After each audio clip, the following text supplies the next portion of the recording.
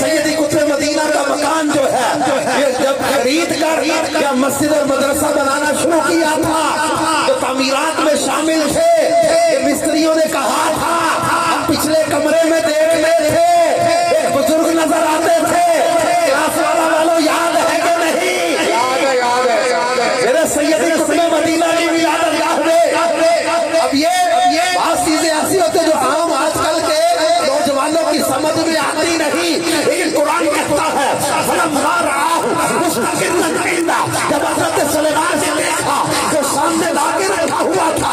اب اس آیت کی تفسیر میں نے پڑھا ہے، تفسیر نور العرفان کے اندر بھی ہے، تفسیر سراج الجنان کے اندر بھی ہے، تفسیر خزائن العرفان کے اندر بھی ہے.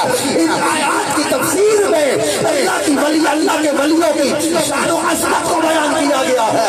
اور اس آیت کے تحت تفسیر نور العرفان کا جو مضمون ہے اس کا خلاصہ یہ ہے کہ اس ایک آیت نے اللہ کے ولیوں کی طاقت، تصرف، اختیارات ان کو واضح کر دیا. حضرت آصف کبھی ملک سبا گئے نہیں تھے، رستہ کس سے پوچھا؟